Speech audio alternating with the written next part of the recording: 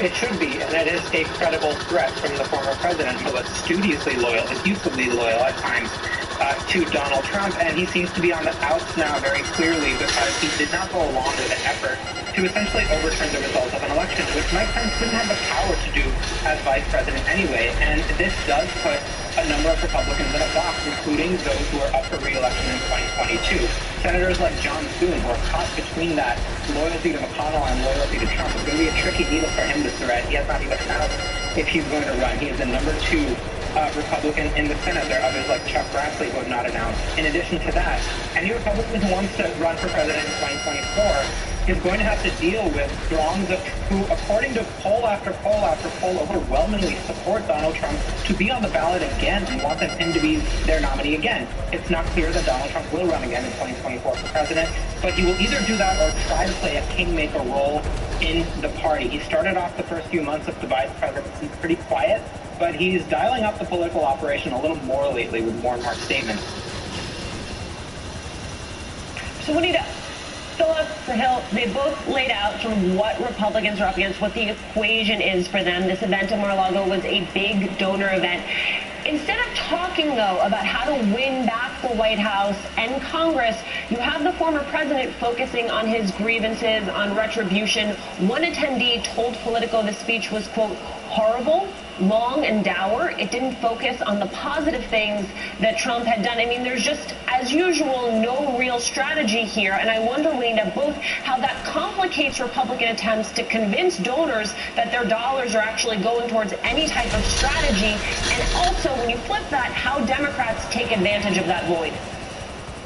Look, Alicia, it's deeply complex and is honestly like a messy relationship where no party wants to be there. We know the Republican Party doesn't want anything to do with Trump and meddling in their leadership, and we know that Trump is only using this platform because he knows that registered Republican voters are what allows him to flex his muscle on the Republican Party like he just did. And so what I think we're going to see next is this competition that's going to continue, where you have the Republican infrastructure trying to raise money, trying to set up operations looking to 2022, and Trump is going to continue to be a foil for them. It's not something that they're going to be able to get rid of, especially when I think it was recently reported that he has raised more than the RNC recently for his new projects and his new ventures. And so Trump is not going away from the Republican Party. You don't want to mess around with that kind of conduit, yeah? Because what he's doing is creating distractions and diversions for the Republican Party, which are absolutely going to continue to show up in 2022 as he continues to endorse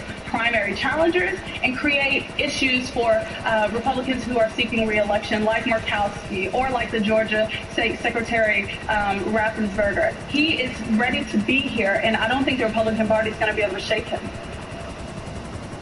Bill, part of why I find this all interesting when you zoom out is because we know that we are watching a political realignment here, and some of those contours are still coming into focus well after the 2020 election. So, for example, your colleagues at the Post reporting today that you have more than 100 corporate executives holding a call to discuss halting donations and investments to counter the controversial voting bills that are being passed across the country. There's been a lot of attention in Georgia, but it's also happening in Texas and Arizona, Florida.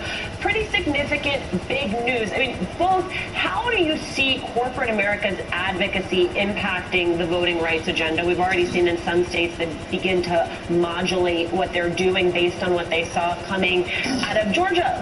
But also, how does it position the Republican Party if you have corporate executives lining up across to counter them?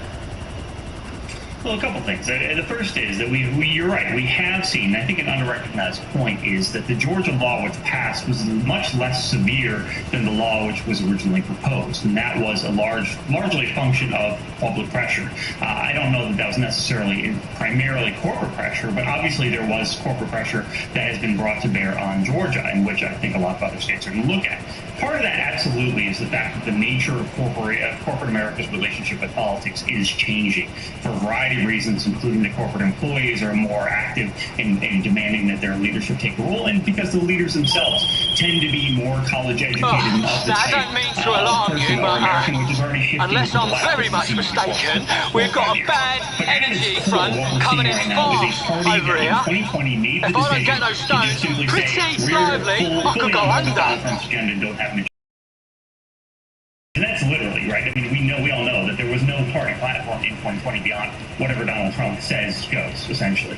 And so what they're doing is now, because they don't have their own platform, because they don't have their own identity of what they want to be driving just towards, in the they're nickel. still being You reactive saved to old what Donald Davey Trump is once saying. again. So what is he saying? He's saying And, the election was stolen, which is kind of obviously very music much not too, true. of course. But they are still responding to that because that's what the base expects them to say. What they're trying to do, too, is pivot on corporations, say, well, we're now the working class party, and the Democrats are the party of corporations.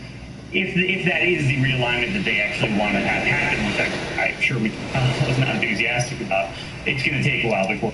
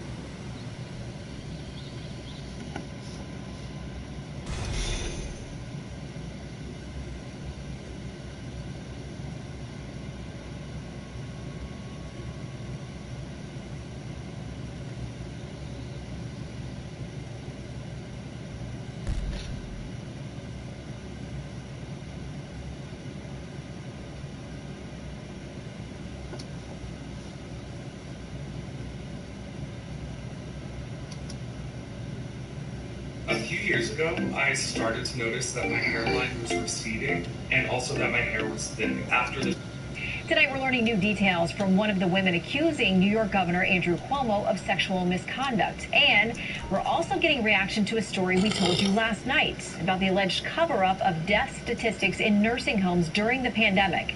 Correspondent Brian Yennis reports tonight from Brooklyn. To see the facts come out, it's just shocking. Tonight, outrage from nursing home victims' families over documents obtained by Fox News that show since mid-April 2020, the Cuomo administration was specifically tracking how many residents died of COVID-19 in nursing homes and how many residents later died in hospitals. The documents raise new questions about why the state's Department of Health chose to exclude the hospital deaths from their July 2020 report, despite having this data for months. The report said 6,400 New Yorkers died in nursing homes, but the true death toll was 9,800, including hospital deaths. The Cuomo administration said the hospital deaths weren't made public because they could not verify the data. DOH said in part the department spent months reconciling the information received, deduplicating, correcting data entry errors, etc., in order to understand and report accurate fatality data from multiple sources. But the New York Times and Wall Street Journal report Cuomo's top aides purposely excluded the true death count from the report over fears of political consequences for the governor. Meantime, a current aide who says Cuomo aggressively sexually groped her is speaking out for the first time, telling the Albany Times-Union it was the culmination of 2 years of grooming. It's the most serious known sexual harassment allegation against Cuomo. The state attorney general is investigating all allegations. She could analyze it and determine that there is probable cause to bring some sort of a criminal conduct action against the governor. The unnamed groping accuser has not filed a criminal complaint against Cuomo, though the AG could move forward with a case regardless. Shannon? Brian Yennis in New York. Thank you, Brian. Up next, the panel on President Biden's gun control.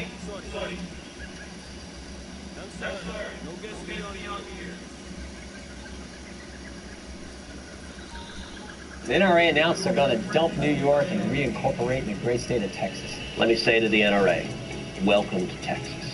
We are thrilled to have the great National Rifle Association coming to the great state of Texas. NRA incorporating themselves in Texas will make it the most successful. Now, danger at the U.S. border. As we've told you previously, 1/3 of migrant women and children have reported sexual abuse on their dangerous trek to America. Now, according to Texas Governor Greg Abbott, these individuals are still not safe in U.S. custody. Earlier this week, he launched a full investigation into allegations of child abuse, including sexual assault, at a San Antonio facility. It could be happening elsewhere, but Child Protective Services has not been allowed in to check. Wyoming Senator John Barrasso with me last Sunday on the public health crisis he witnessed in Donna, Texas. I watched them be tested for coronavirus. They had them in a courtyard.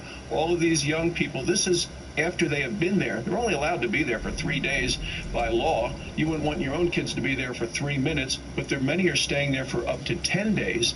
They're being tested the day that they leave. Put them all in the courtyard. They do the instant test. And then those that have been tested positive are just kind of moved to one side of the courtroom, those negative to the other of this courtyard. But I will tell you, Maria, they've all been exposed, and then they're sent all across the country. Ohio Congressman Jim Jordan and 6 other House members visited that same facility earlier this week. Congressman Jordan joins me now with his findings. Congressman, it's great to see you this morning. Thanks very much for making that dangerous trek down there. The senators were able to take some pictures, but then they were told to delete the pictures. Your group was barred, period, from taking any pictures, right? When your team asked written permission to film, they were told by Biden's handlers, it's a moot point. Yeah, we were told that, and press wasn't allowed in. Even when Secretary Mayorkas went down this past week, Maria, the press weren't allowed in. So Joe Biden won't go down, the president won't go to the border, the vice president won't go to the border, press aren't allowed in. And the reason that the press aren't allowed in is because they don't want the American people to know what's going on. The senator was right. These conditions are just not appropriate at all. One pod that we looked at in the Donna facility, the same facility the senator was talking about, there were supposed to be 33 kids in this area. There were 527. That's what the conditions are like. And the other thing, and I think this is key, if the press were allowed in, the Border Patrol agents would tell them exactly what they told us.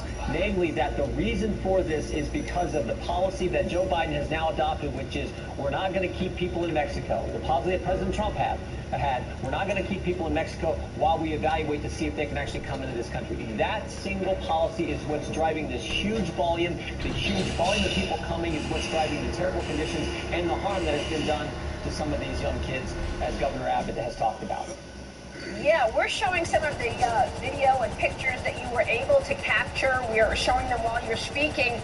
The Biden administration is spending $60 million a week to shelter minors, Congressman. I mean, I think it's extraordinary that the administration, rather than trying to stop the flow, they're actually expanding the capacity in this country to hold them, but nothing to do to stop the flow of migrants coming. They overturned Trump policies, changed, remain in Mexico, stop construction of the wall, catch and release. Unless they go back to those policies, it's hard to believe that this stops. And it almost makes you reach the conclusion that this is what they want, because you're exactly right. The Remain in Mexico policy they undid. They announced to the world that we're not going to finish the wall, and they announced to the world that we're not going to deport anyone. When you do that, everyone starts coming. 16,000 kids are being housed right now. The turnover time for those kids is 24 days before they're sent somewhere else in our country. And they expect that number to go from 16,000 to 60,000. So think of the volume, the hundreds of thousands of children that are coming in and families coming in and being moved across the country at a cost of $60 million a week right now. Of course, that cost is going to go higher. Why don't they use some of that money to actually complete the wall, to finish the wall? I mean, that would be better. 40% of Border Patrol agents' time is spent processing these folks versus patrolling the border as we would expect as American taxpayers for them to be doing. So this is a huge problem and something that just frankly has to change. But the only way it can change to get back to some kind of control of the border is to go back to President Trump's policies, something I don't think the Biden administration is willing to do. I wish they would, though. Well, it's just extraordinary how much misinformation that they're spewing out as well. Nancy Pelosi continues to blame the Trump administration. As extraordinary as that sounds, here she is this past week. Watch this. Peacock is streaming, and it's free. TV, movies, sport. The fact is that we're on a good path. at the border under the leadership of President Biden. It's about three things. It's about restructuring how we do what is happening there, because we were in a very bad situation under the Trump administration. I mean, we've seen the charts, we've seen the numbers, Congressman. Yeah, and she needs to go down and herself and talk to Border Patrol agents, because they would tell her that we are on anything but a good path. In fact, this is so overwhelming, such chaos on the border, that 3 days into the Biden administration, they set up a special facility to process families faster. And now when families we saw these families. We saw them when we were out at night. We saw them coming out of the brush, walking to this facility. They know where to go. This facility in Texas, where they process them within 8 hours. These families are put on buses, put on planes, and they're sent somewhere to in the United States. So for her to say that is just absolutely 100% wrong, not consistent with the facts, not consistent with what every single border agent told us. And these border agents they are busting their tail, trying to do their work as best they can under extreme circumstances, under chaos and crisis at the border. They're doing a great job, but it's just overwhelming right now because of the policies, unfortunately, that the Biden administration has adopted. Congressman, this is just one policy out of an incredibly radical agenda. I got to get your take on everything else. He's got an infrastructure plan that he's calling infrastructure, but it's more of the Green New Deal. Is that a fair statement? And what about this commission that Biden is putting together to study hacking the Supreme Court? You've got more spending, $4 trillion in taxes are coming, and perhaps the potential of a change in the Supreme Court, Congressman. Yeah, I mean, what do we need a commission for? We already know where the Democrats are at. They want to try to pack the court. They want to pack the court because right now there's more conservatives on the court than they like, and there's a majority of conservatives that President Trump was able to put on the court. So, I mean, I guess they're going to put together a commission, but we already know where Democrats want to go. It's all about raw political power. House bill. I mean, think about the last 6 weeks, Democrats in the House. Thank goodness for the filibuster because it hasn't went through the Senate yet. But Democrats in the House have passed legislation that would radically change election law in House Bill 1. They passed legislation that would radically change police law. They passed legislation that would radically change gun law. And 3 weeks ago, they passed legislation that would radically change immigration law at the very time there's a crisis on our southern border. They passed 2 bills that would give amnesty between 2 and 3 million illegal immigrants. This is just raw political power and radical policies that are coming from the Democrats.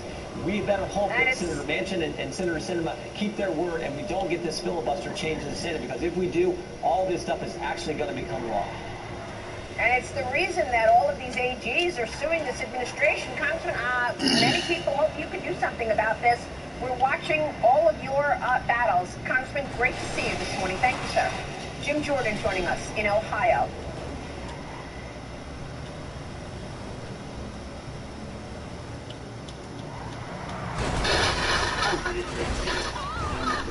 California District. Thank you, Jim. Thank you for organizing this. Thank you all for being here. I must tell you, in all my years in the Congress, this has been the most disturbing field tour that I've ever taken. Yesterday, we watched literally hundreds of illegal migrants crossing the border and turning themselves into the Border Patrol. Groups in the company of children who were under 7 had their basic biometric information taken down and then dispatched to bus stations to continue into the United States.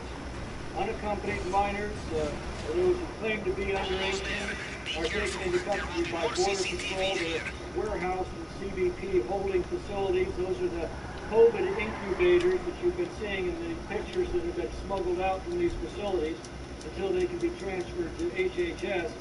HHS then makes travel arrangements for them to be sent to their final destination, often a family member who's already an illegal alien. All are being waved in. Only single adults and groups with older youth that are being turned away. But that's only because of Title 42, which is effective only during the COVID pandemic. Border Patrol warns that when 42 goes away, our border is completely blocked. And it's getting worse by the day. 100 family units illegally crossed the border the week of the election. By the week of the inauguration, the number increased to 1,100 family units.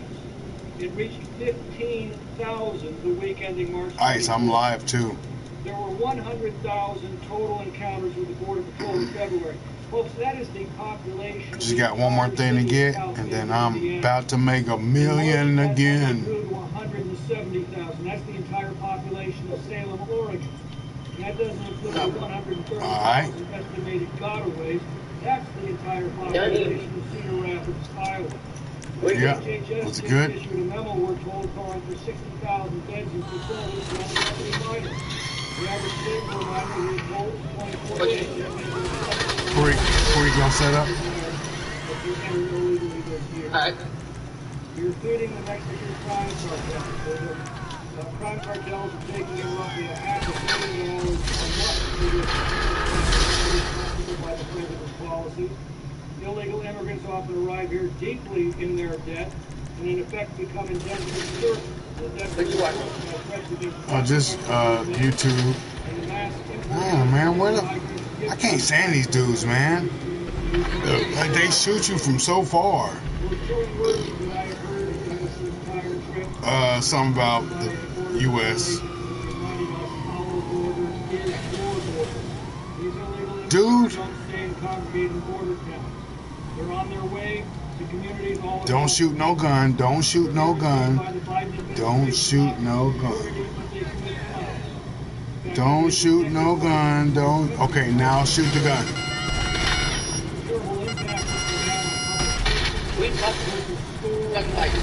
Yeah, because if I would have shot the gun. Oh, come on.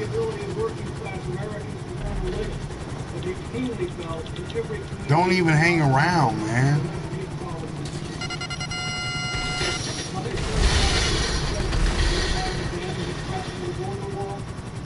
He's gonna get back in as oppressor, and he's gonna mess with me.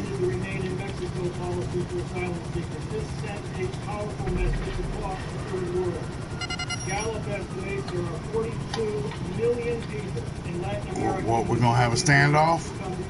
Cause I'm not going nowhere. I gotta get my stuff, dog. All right, good.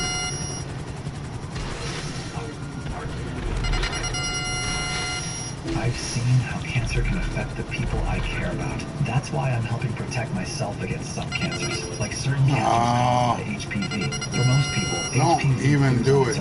But for those who don't wear the virus, it can cause certain cancers. Gardasil 9 is the only vaccine that helps protect adults through age 45 against certain diseases caused by HPV, including cervical, vaginal, vulvar, anal, and certain head and neck cancers, such as throat and back of mouth cancers, and genital warts. Gardasil 9 doesn't protect everyone and does not treat. Thank you for being here. I can tell this is my second trip to Florida, like 2 weeks. And I can tell this is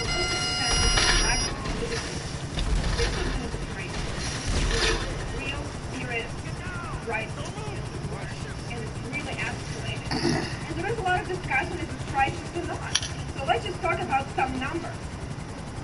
40% of our border patrol agents are busy processing and changing diapers. It means that they cannot do their job protecting the border. What does it mean? It means that Mexican cartels are controlling the border. It means that we have 1,000 people just at this location per day crossing the border. That they see them on the video, but they cannot act to that. It means that they're so overwhelmed that they had to release 12,000 families, 12,000 people in the country without going to processes that has to happen. It's not a crisis. Oh, it was nice. So terrorist strikes across the border recently. What's that? This is a national security and humanitarian crisis. Let's look at some other numbers. We have cartels making almost $500 billion in a month of human trafficking and making these people into slaves. We have a situation where 6 times increase in drug smuggling across the border. That is not a crisis. We have a situation where parents send 6 and 8-year-old kids to cross the border. These kids are crying because we created criminal offenses.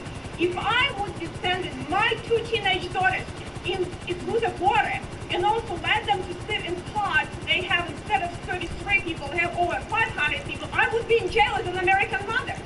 So that is not a crisis. And then this crisis is not a Texas crisis. This crisis is coming to Indiana and all other states because we don't have a border from Texas. And right now we don't have a southern border, and it's a huge problem. We also, it's a financial expenditure for us. You know, we cannot take care of our homeless veterans, but spending over $800 per day housing some of these families in hotels. And when this administration says that, you know, this is going to change your policy, they are either naive or incompetent, because there is a change in policy.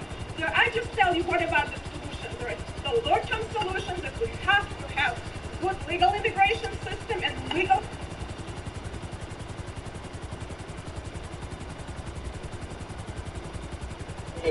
Yo.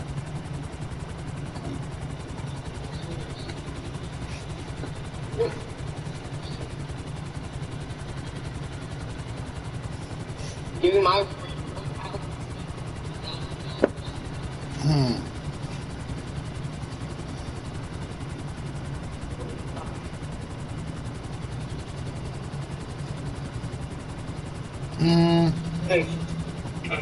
I would just buy a car. $100,000, I would just buy a car, my house. I tried everything and nothing worked. Hales was able You said on GTA or in real life? It was actually able to consult with real life? I'd buy you a business and a house and a car, and then I buy me.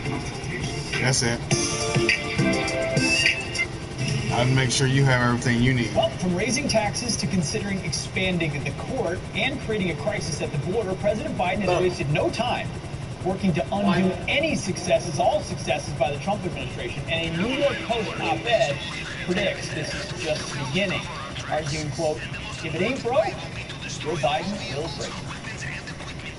Here to react is former White House press secretary and co-host About Numbers, Kayleigh McEnany. Kayleigh, welcome and congratulations on that new position. I saw it this week. You were doing great. And, you know, this is the thing, Kayleigh. You know, there's an understanding that when a new administration comes in, obviously there's going to be some changes made. Obviously there's going to be some rejection of former policies. The problem with for me with this is that there were some policies under the Trump administration, particularly some related to the border, that were just working. And it seems like there is just a commitment to just undo, regardless of whether these policies were actually effective or not. What's your take on what you see happening across the board? Yeah, it's exactly right, particularly on immigration, as you noted. Look, former acting Secretary of Homeland Security Chad Wolf has said we warned the President Biden's incoming administration that if they roll back these policies, in fact, they'd see this crisis on the border.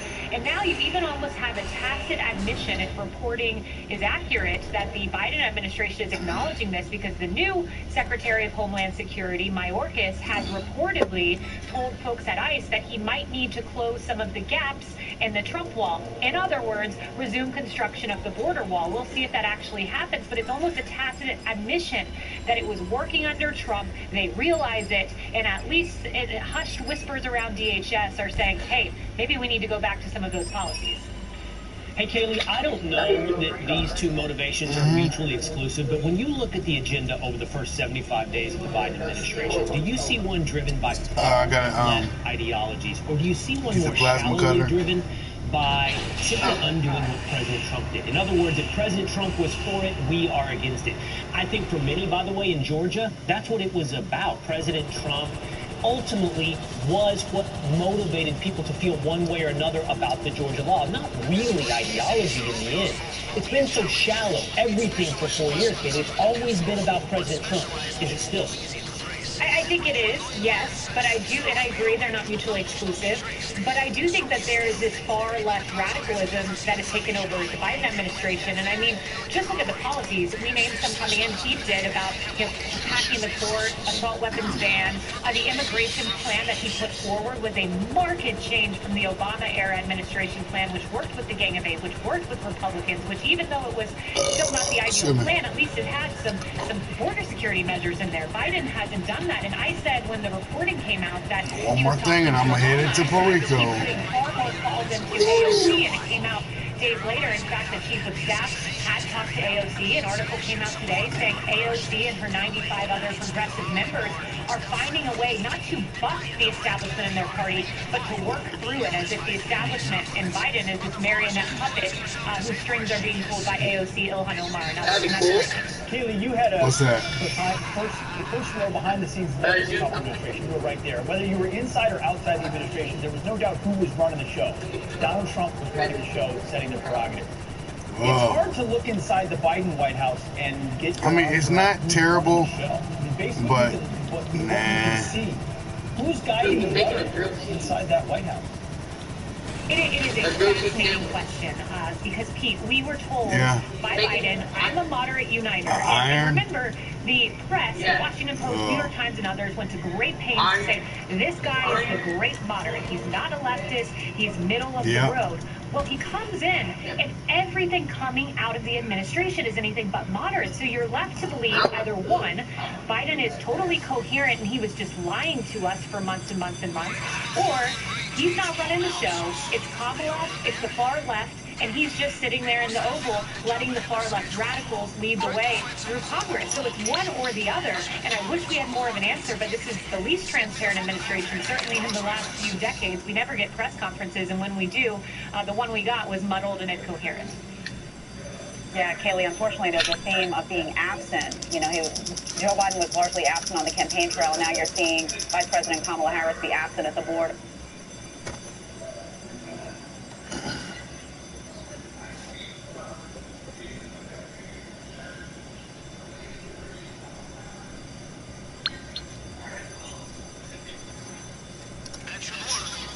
It's time to clean out your home and move your extra things into storage. With our easy 100% online rental process, you can choose a storage unit, get an access code, and Major League Baseball has folded up and caved to the cancel culture. Here's racist piece of trash, Brian. Go all day with what?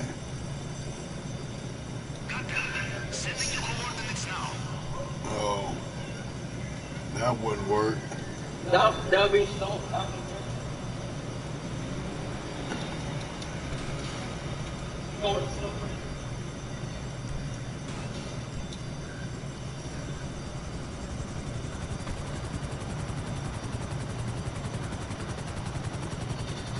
Temp governor of Georgia. I mean, it's shocking. I agree with you completely. But why are Delta Airlines and Coca-Cola getting involved in the details of a voter fraud bill? And a man neo-Nazis love a trust fund, baby.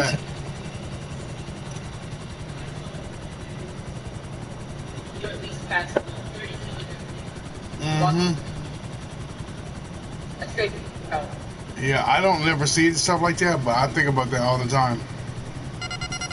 Or like dead bodies, like how many dead bodies we walk past and just don't know that they're laying behind a trash can or they're under a house, or you know what I mean? Yeah, right now.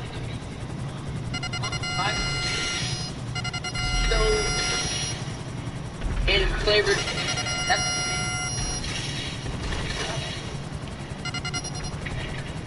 Yeah. Them boys do crazy crap in jail. In a bag. Yeah, because that's how it cooks. Yep.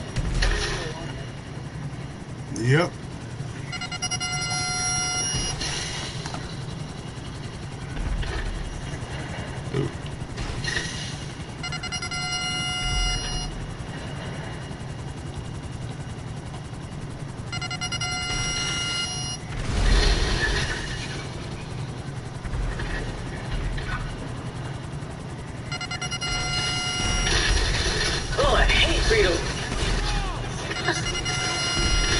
Like,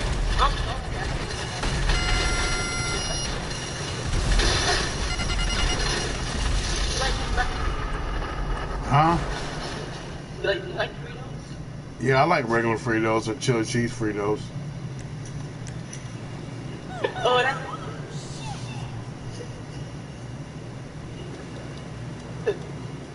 Said you ate chili cheese. No, I like chili cheese. What type of Fritos? Well, there's only two. Regular and then... I don't even know about two. And then honey butter.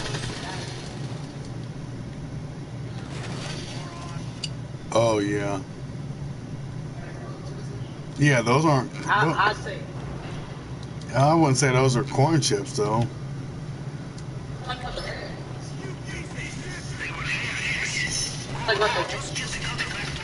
Yeah, I know.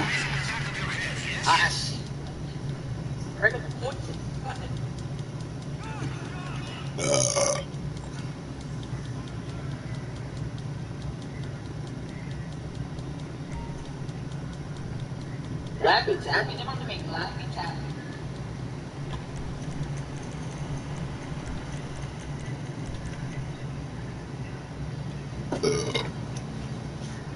I've watched that get made before. It's pretty dope. Huh? I've watched Laffy Taffy get made before. It's pretty dope. It's like, oh, I thought. Yeah, never mind. I thought you were making it real.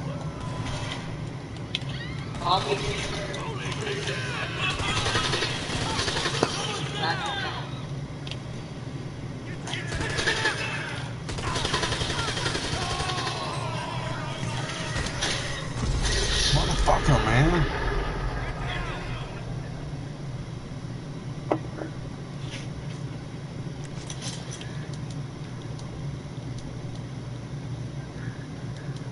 ooh.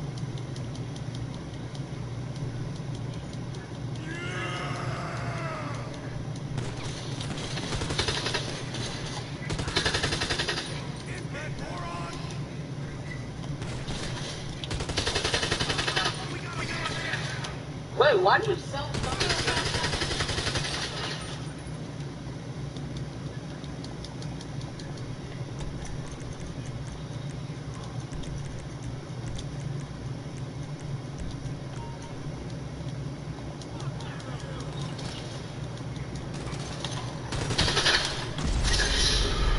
Damn, stop it. Damn. Motherfucker. Some killed you?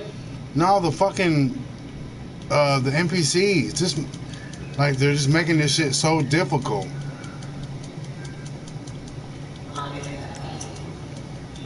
See how you have that little one?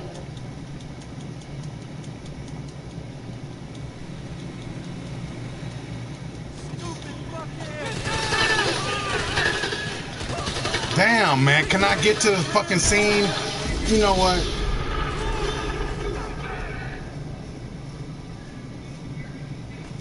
I go to the scene, there's nobody, and then all of a sudden they spawn up in the last car that they showed up in before I died. And then they're all there. How do you get all that stuff in prison? But nothing is not able to get in prison. You can get whatever you want in prison. How? Motherfucker, man!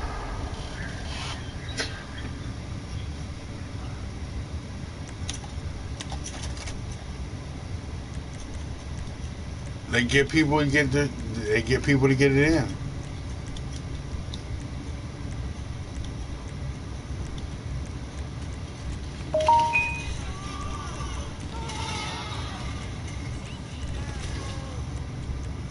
Was it police shooting? No, the people on the mission. Yeah, they're like.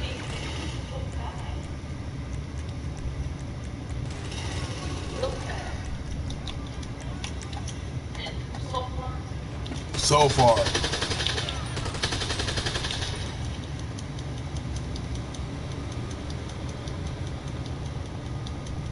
Do not hit my fucking sparrow.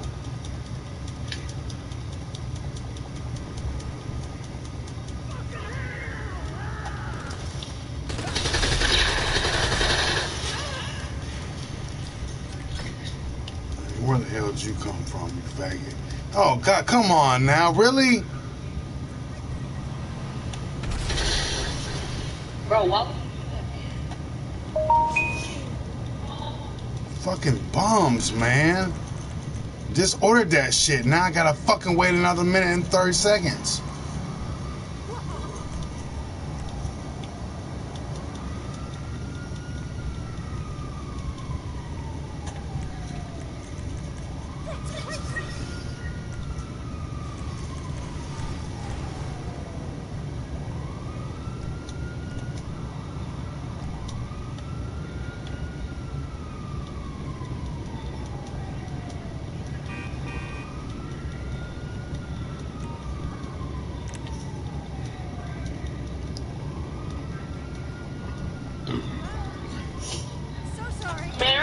get them down to a Slim Jim. Yeah. Yeah, I wish there was like a Slim Jim that was like not slim. Because they just they go too quick. I like the rule. Mm-hmm. I think it's which one would you rather? It just depends on who made it. No, just like in general. I'd rather have beef jerky. Yeah, I love beef jerky. Cause it's real. Like, I mean, I'm not saying Slim Jim is not real, but it's not like totally for real. It's real, but it's you got so much processing and everything through it.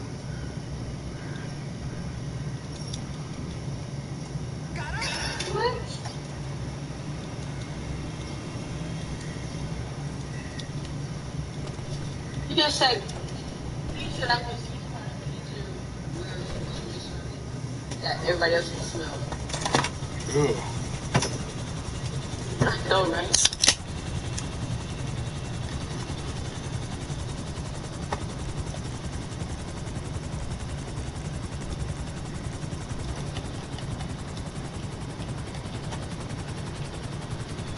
All right, baby, let's go. Ready to do number 2, Perico.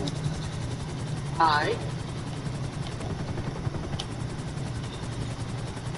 Man, I can't find it right now.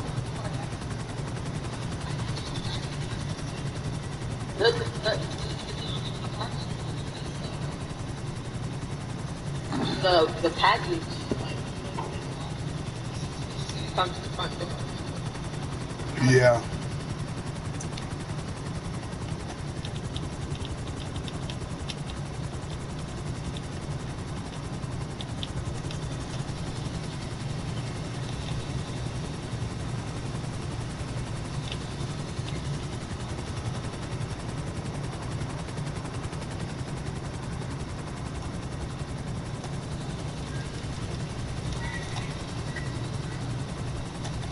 Pickles on a pizza?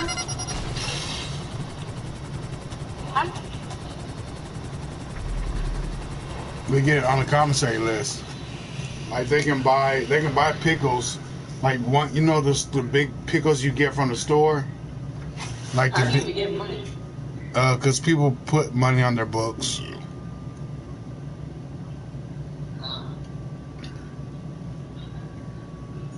Or they can do like how I did and just make art and cards and stuff and sell it. And when you sell it, like people would be like, all right, I'll spend $3. So people will get like a honey bun. It's like they would trade food because there was no money. So when the money came, it was food and whatever you charged them. So I would give away all my stuff to get paper and stuff to write to you. That way I didn't have to worry about having nothing else. Why do I have to keep doing this demolition charge? I don't want to do the demolition charge. Oh yeah. Well, I'm not gonna do it, but it's part of the, I guess the Vellum mission. Let me go get this shit real quick and I'll be right done. I saw you go. Yeah, I know. You know, I shouldn't have got out.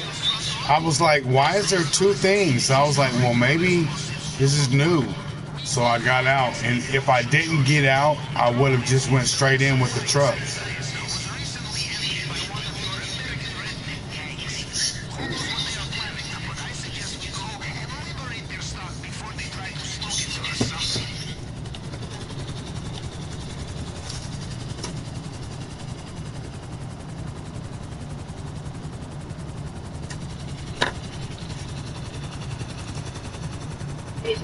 I'm gonna leave it. Alright.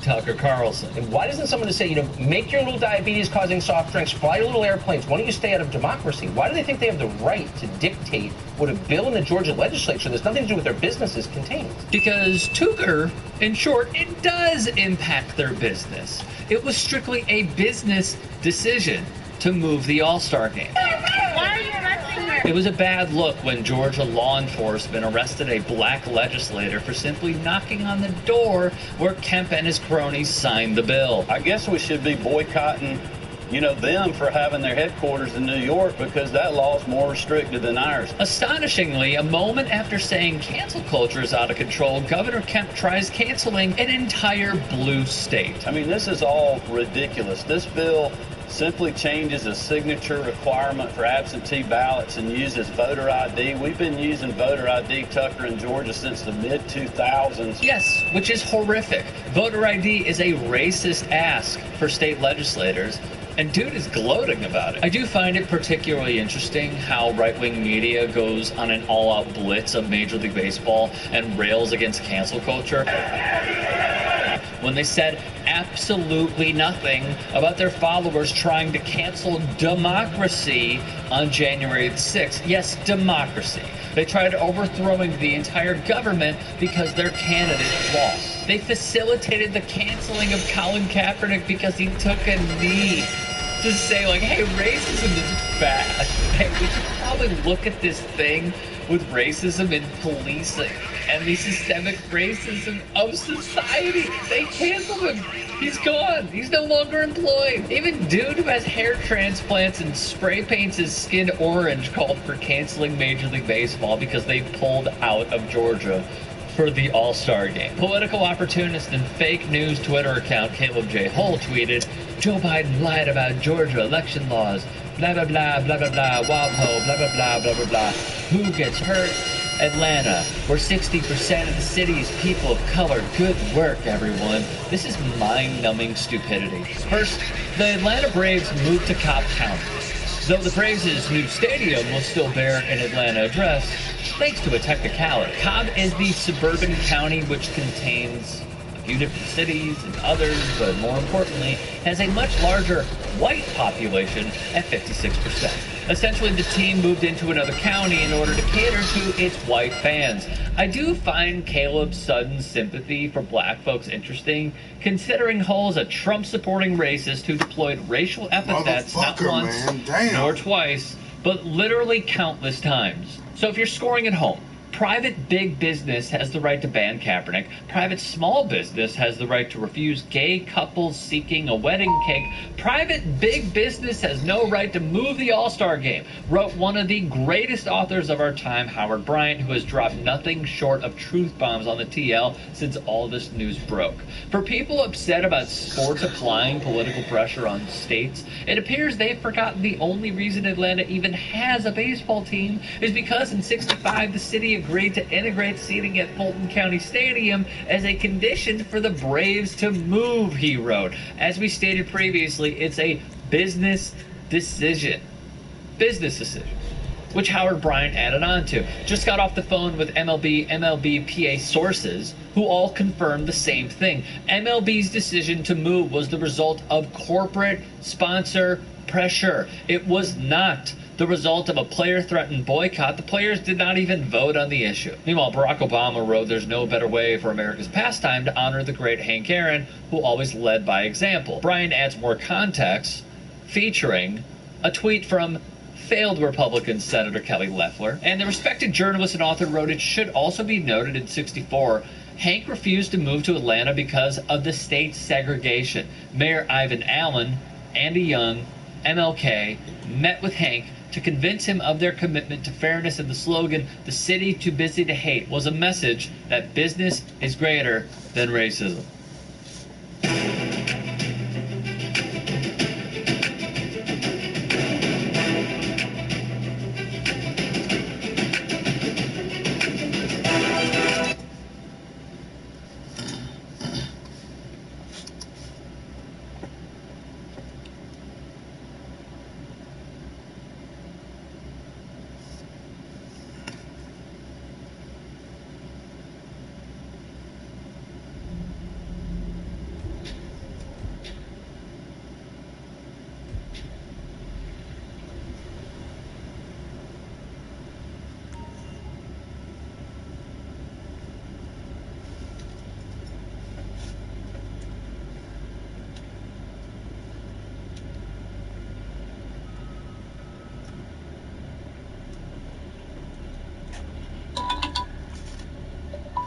Yo. What's up? Alright.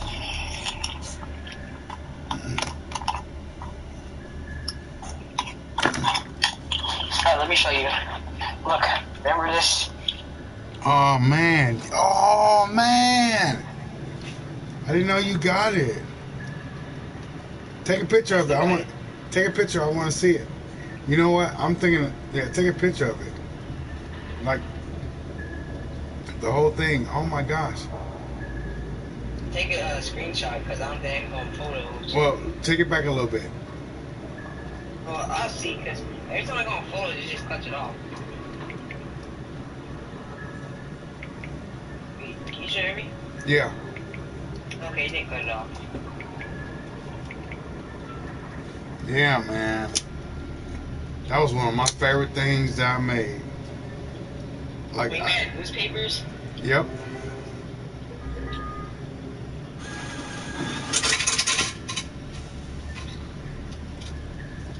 Like when I learned how to do that, I took over. I took off. I just started making. How did you learn to do it? Just from different people, like being around, and I'm like I didn't hang around with a whole bunch of like roughnecks. I just hang around people that were like just like me, trying to do their time and get out. So I'm really excited for this. So Kayla and I are going to be going extra. I sent it. yeah, I seen it. Thank you. Yeah, boy. Damn. That. What day was that? Did I put a date on? Oh, you know what? Look at the look. Do you see the quality of the like the back where the clouds are? There is no clouds. Yeah, like see the back. See where the heart is. Do you see like the little blue under Isaiah 12:16? Love Daddy. Yeah, I see it. Isaiah 12:16. Yeah, now look behind it. You'll see like a blue such and such. Like a behind it? It's not really clouds. I don't know about what yeah, this. I see cloud. It's like blue, like. Yeah. See, I made like little stencils to make that. Like this, you see it? Yeah, this, my son. I made this when I was like, I finally made what do you call that? Trustee. Put this little Yeah. You like that? Yep. And you know what that string's from? What? Okay, you know the alcohol pads where like when you get a shot, they like wipe your arm after or before? You know when I wipe my finger off with the alcohol pad and then I get the gauze pad and wipe it, dry it? That's what I used. Dang, thank you for sending this to me.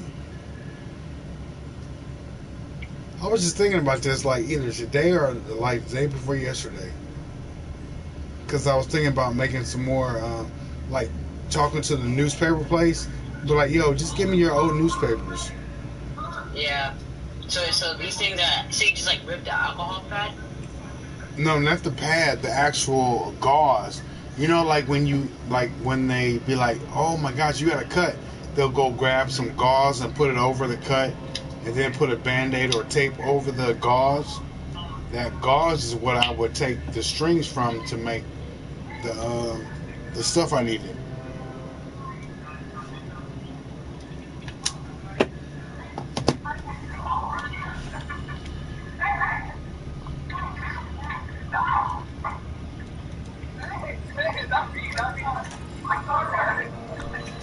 Yep. There's no date on it though. That'd be cool if there was a date on it and we can see it. Yeah, but I know I was already a trustee. I was ready to get up out of there. I was so tired of being incarcerated.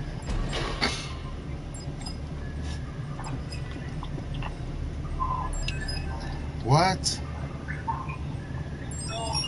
Do you still know how to do this little thing right here? How to do what? This little, I guess, I don't know. I'm not even.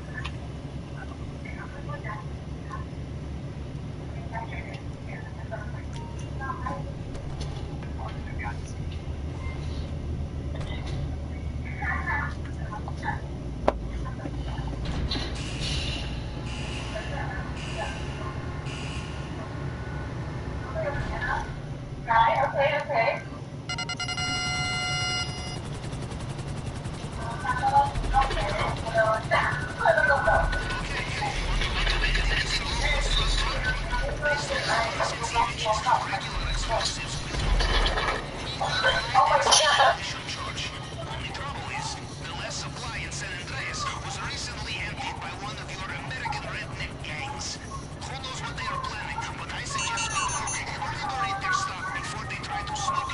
Oh my gosh, it would be cool. Say like you went in somebody's room and then you took some fart bombs and set them off and throw them in there, and then it'd be like pop, and then it would be stinking in there. You heard me? Yeah.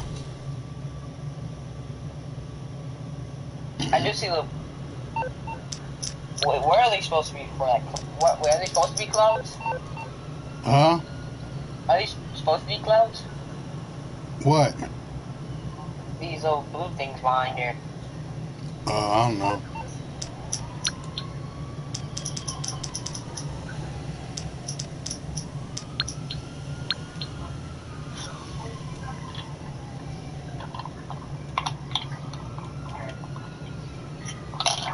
I'm gonna get my OLG and charge it up and go through it once again.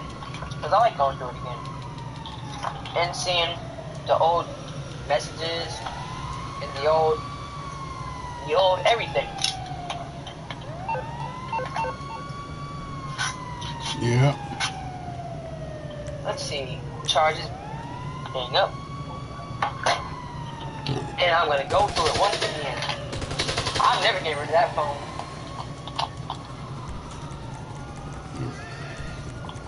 Remember when you bought that phone for me? Yeah. I still got it.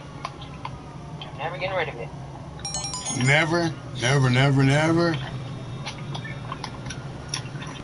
Nope. Pretty sure you will. Nah.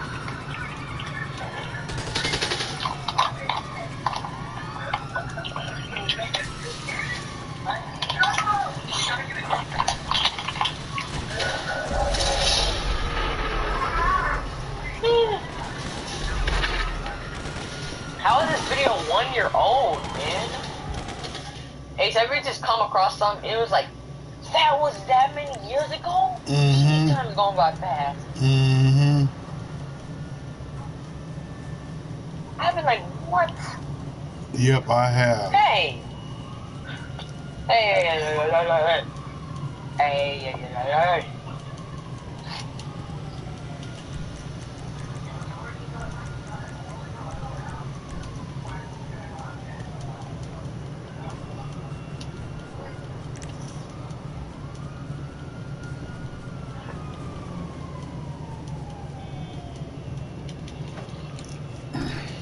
to wake up at 5 in the morning tomorrow. Yeah, get up to 5. Yep.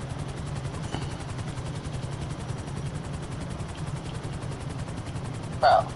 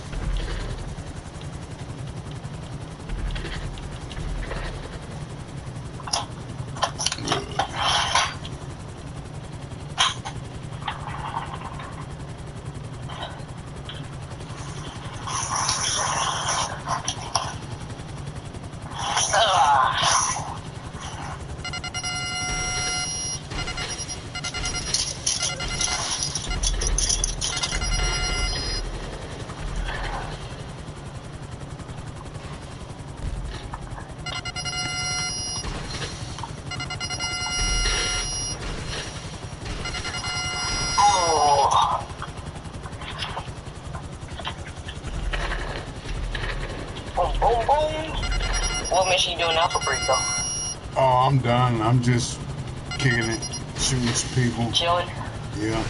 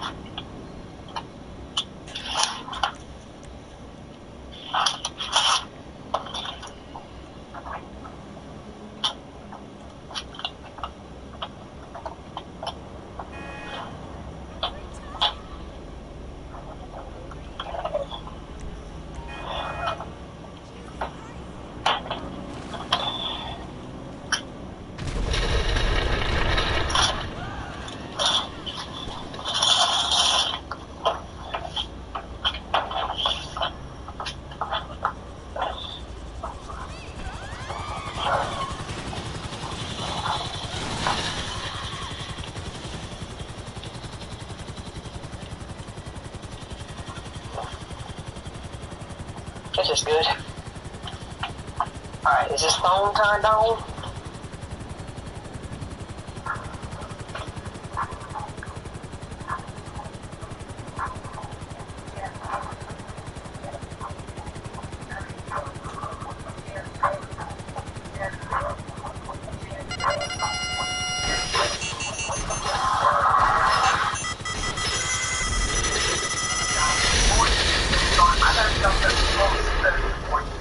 Generally still $100,000. Anytime that I do any video on YouTube involving money, the only purpose is to motivate, inspire, to give back, and more importantly, show love. Money doesn't move me, it doesn't bring me happiness. I don't feel any greater or less than depending on what I have in my life. Because money doesn't define my person. Money doesn't define me as a person. 2%.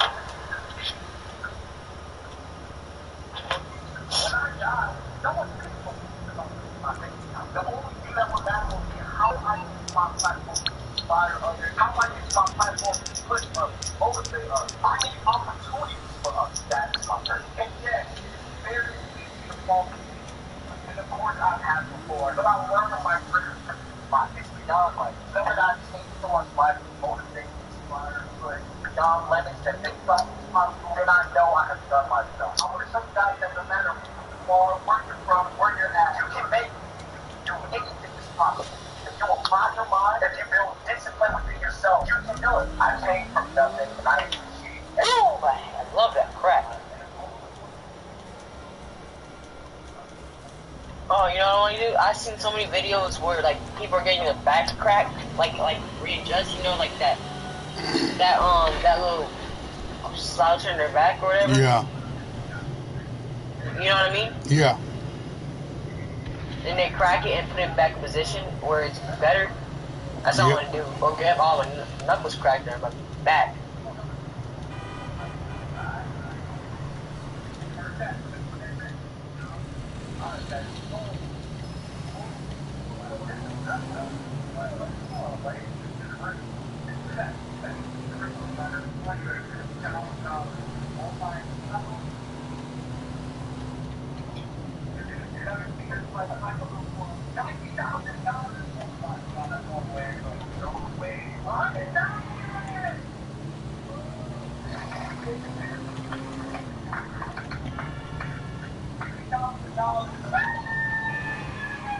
So, Ice.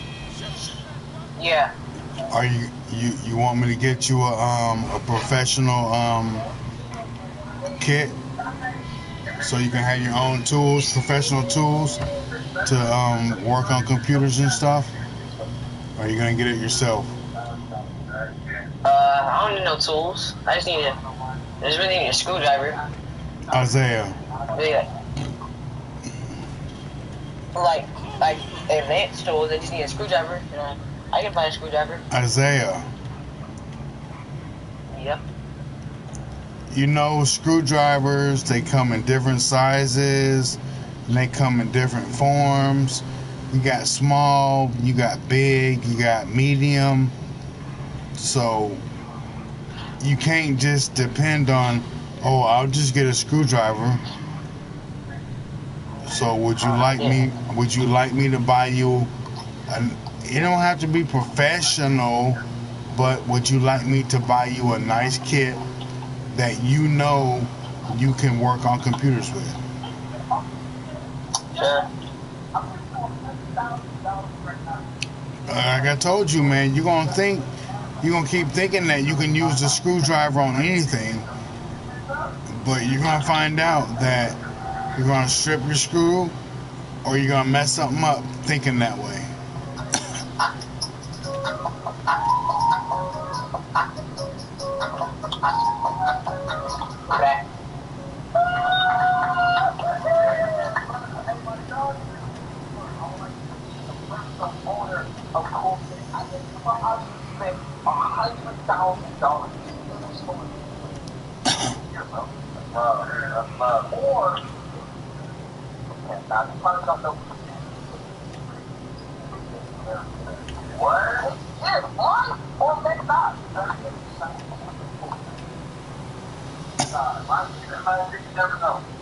Like, you can spend 100 people for you. Like,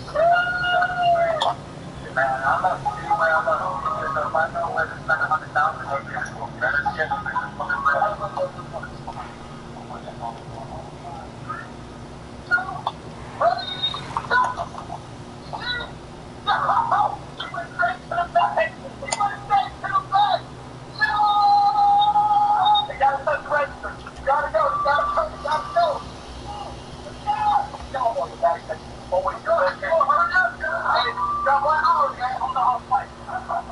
Why are you rushing? We only have 1 whole hour.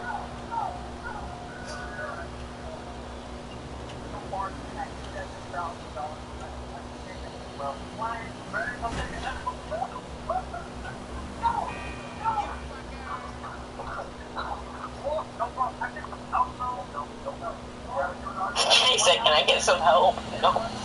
Nope. He said, no help. Who's saying that? Huh? I said, who said that? Yeah, just the YouTuber. He gave the person $100,000 to spend in 1 hour, and the dude asked, "Can I have some help?" He's like, "Nope, no help." Are you crazy? Well, I wouldn't even ask that. I'd be like, thank you. Let's go. You ready? You ready? No, help to pick stuff up because he's running out of time.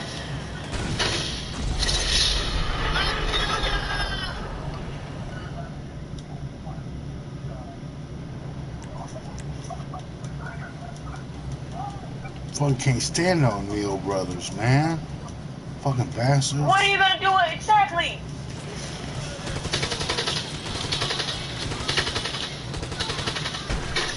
Motherfucker, man.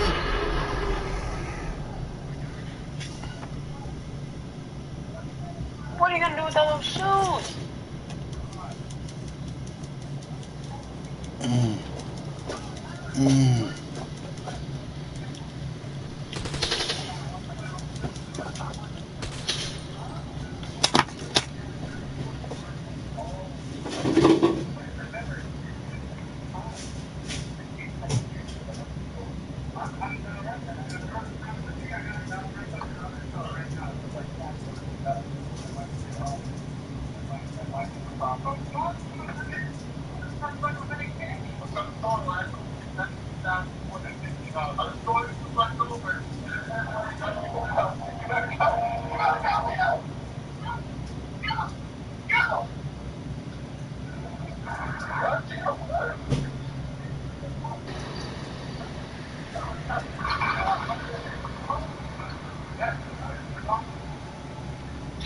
He set him up. He set him up.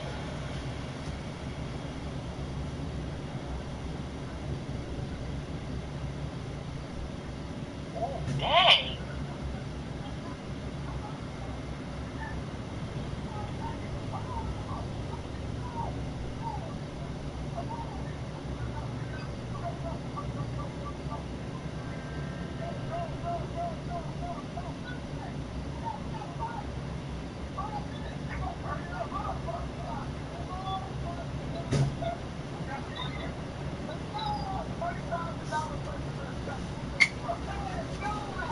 I'll be right back, dude. Oh, no.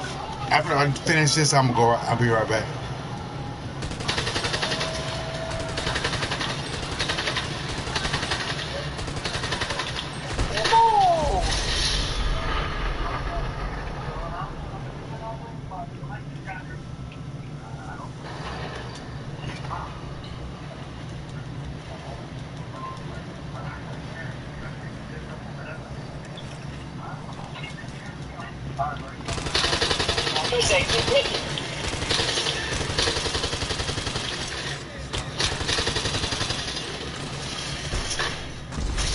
Motherfucker, man.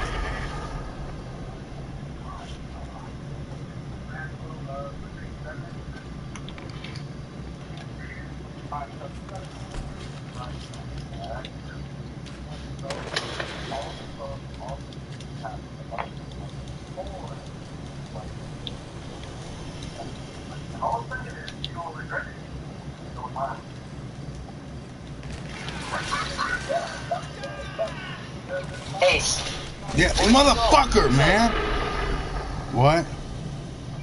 Would you get $100,000 in shoes or clothes or a mystery gift from the richest kid in America? What? Would you rather take $100,000 in shoes? I mean, shoes or in clothes, or a mystery gift from the richest kid in America? $100,000 in shoes? No, but this is a mystery gift from the richest kid in America. I wouldn't give a damn. I'd rather take that than the bullshit they gonna try to give me. Motherfucker, man, fuck you. I'd rather pick my own crap. But he's rich. Who cares? Like Isaiah, money don't mean shit. Being rich does not make you better than nobody else. Stop thinking. It's just a would you rather. Yeah, but I like I said, I'd rather do what I want to do. Alright.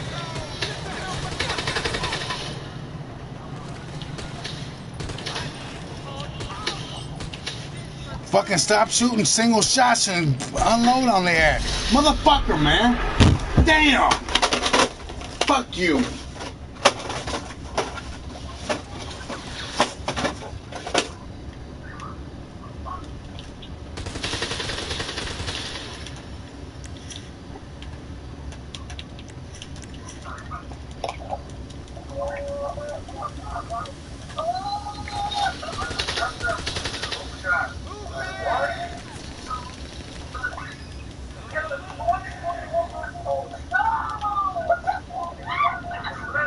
Bro.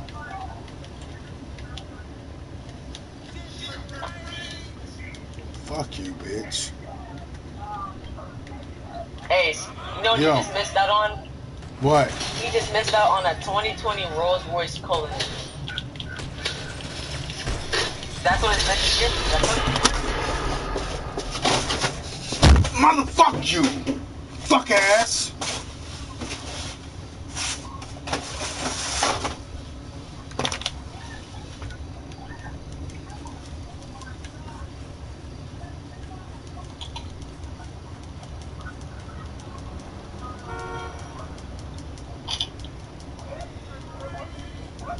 You know, fuck you, shit for brains ass bitch.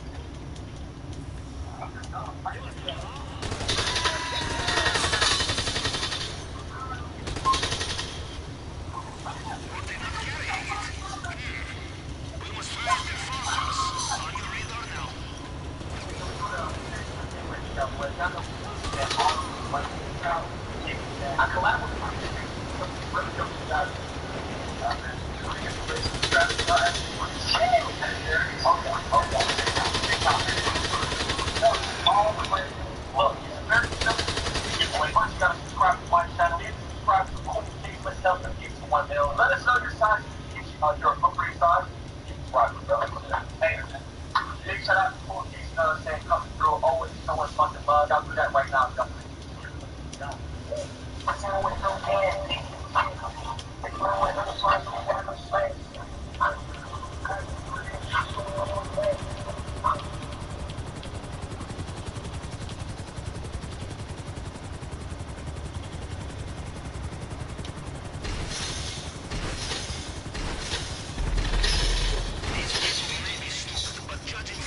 It's not getting charged.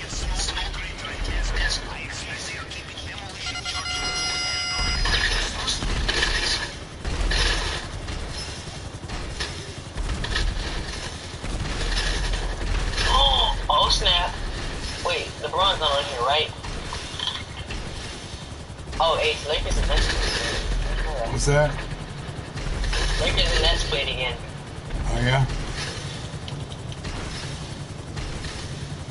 But LeBron or AD are still not there.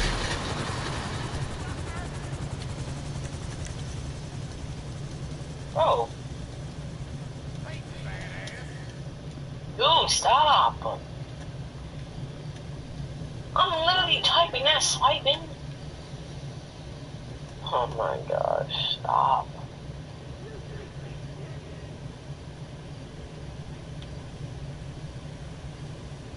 Yeah.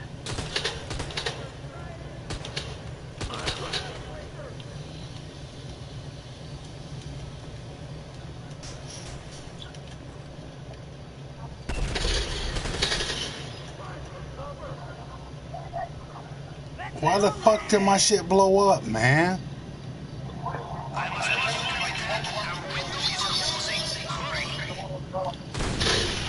You know what? I'm done. Fuck you, GTA. Fuck you.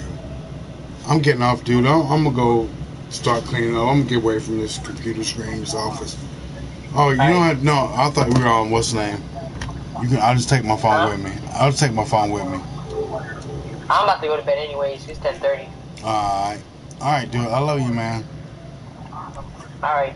Good night, dude. All right. Okay, good night. All right. Fucking bitch.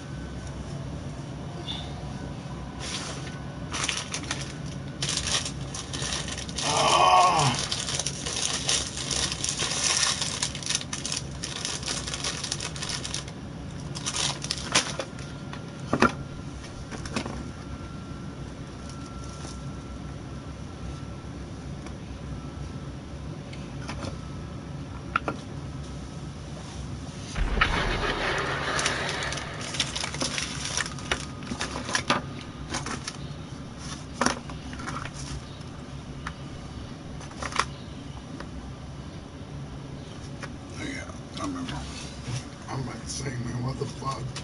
I was really, I'm gonna be pissed off, but like, what is going on?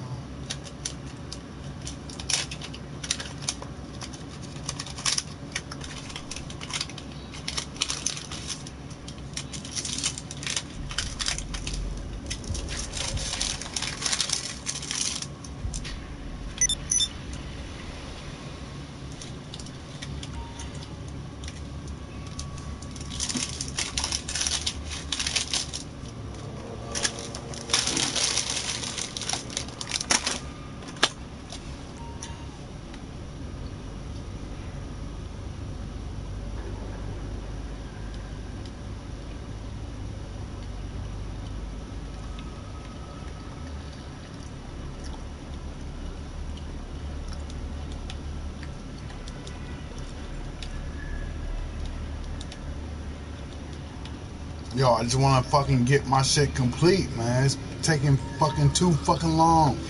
As a fucking low man on total. Hey, stop fucking bullshit, man. Stop blowing me the fuck up, man. I got one car, one fucking transport. Oh, fucker.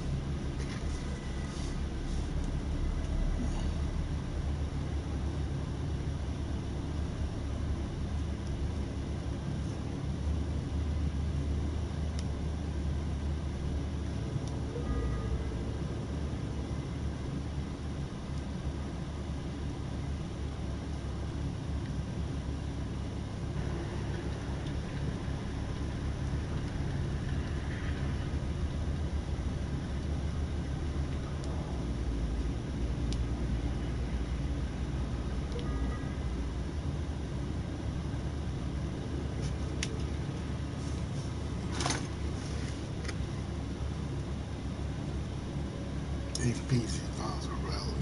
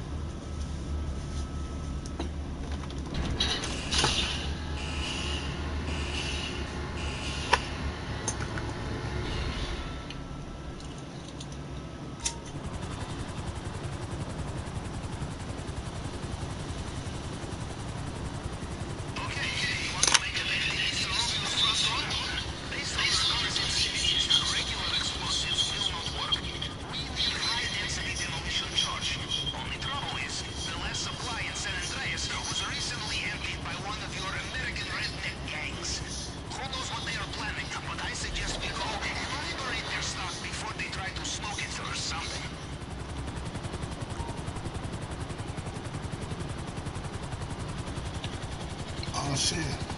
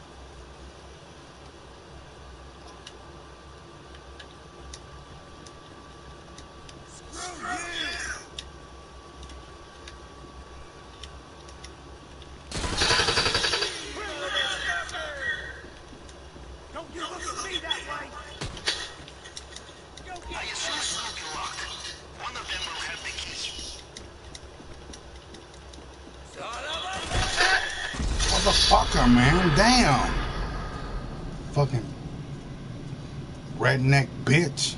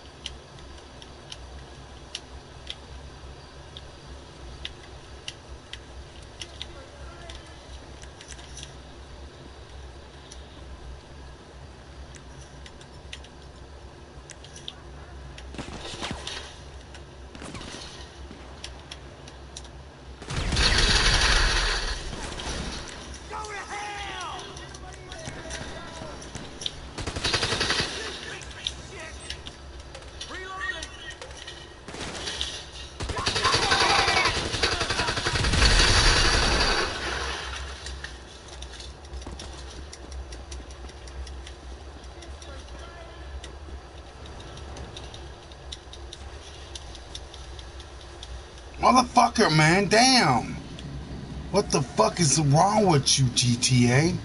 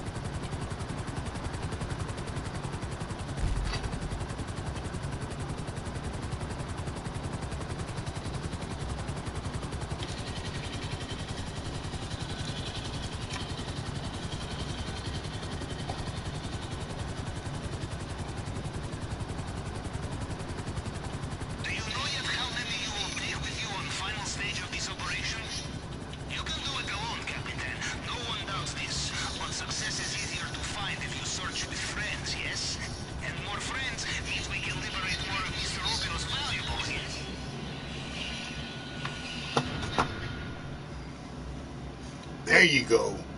Motherfucker, man, that shit pisses me off when you're so fucking low and shit. Jesus.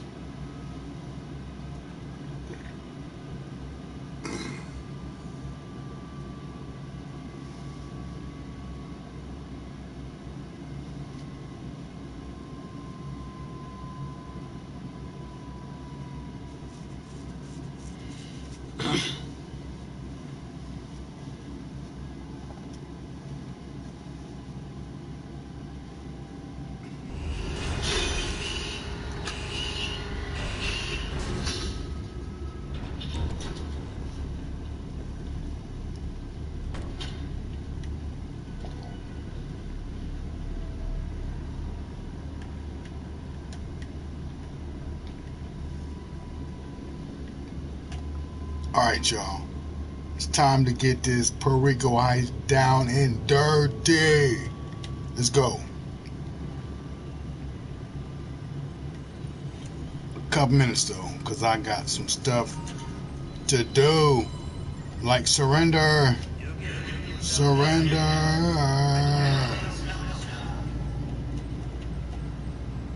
Surrender. I put my hands up, man. Don't shoot. Don't shoot. Don't shoot. Give me a second, y'all. Love your ice. I got my son Icebreaker Zay. Icebreaker _ Zay. PS4. You got Ace 79179. PS4.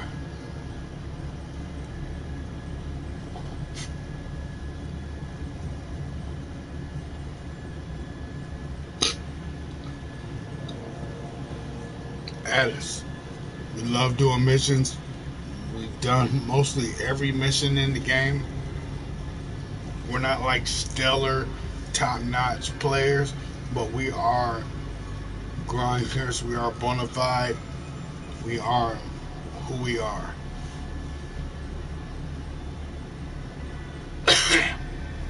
We are who we are, right?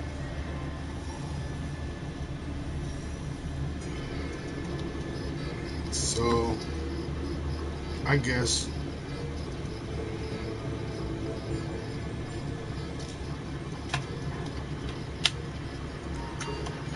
the essential steps have been taken, Captain. The operation has a green light.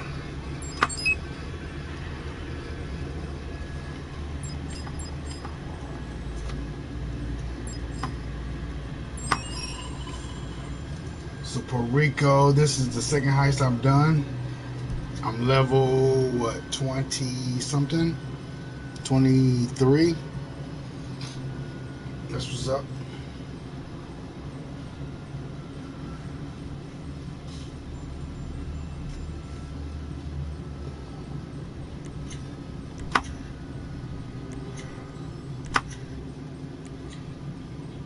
Close that shit. I do my shit solo.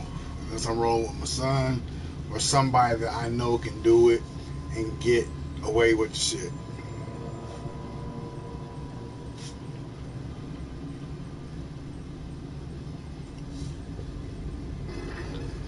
Just give me a second, y'all. Give me a second.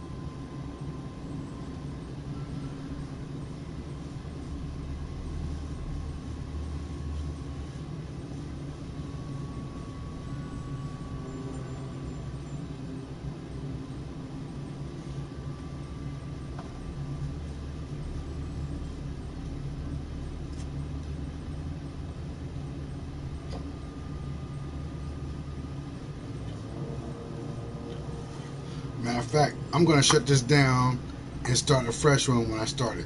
Peace.